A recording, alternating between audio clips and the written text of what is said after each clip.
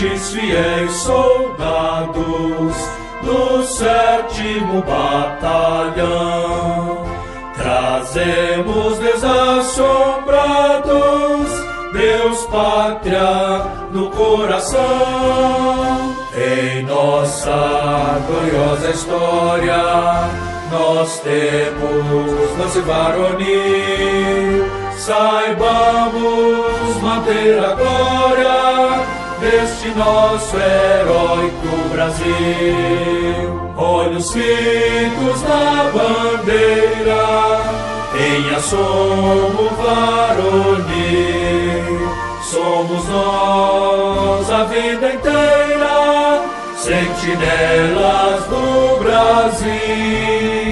Olhos fitos na bandeira. 7º Batalhão, parabéns, 7º Batalhão. Olhos fitos na bandeira, em assomo varonil. Somos nós a vida inteira, sentinelas do Brasil. Olhos fitos na bandeira, em assomo varonil.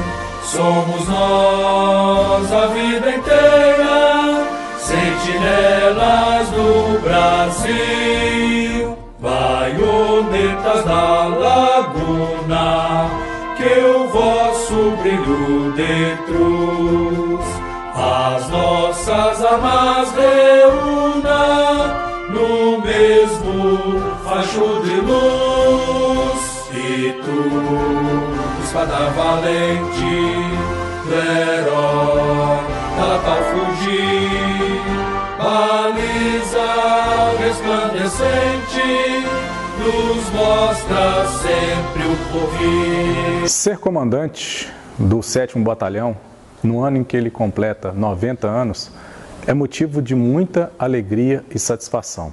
É uma unidade histórica e muito tradicional na Polícia Militar de Minas Gerais. A unidade comemora hoje 90 anos graças ao trabalho dos veteranos de hoje que ontem trabalharam arduamente em prol da sociedade mineira.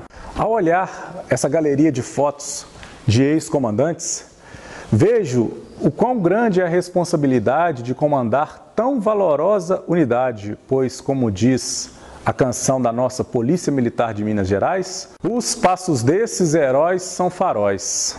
A todos os integrantes do 7º Batalhão, militares da ativa e veteranos, os meus parabéns e minha gratidão pelos serviços prestados. Continuemos a engrandecer o nome do lendário Machado de Prata.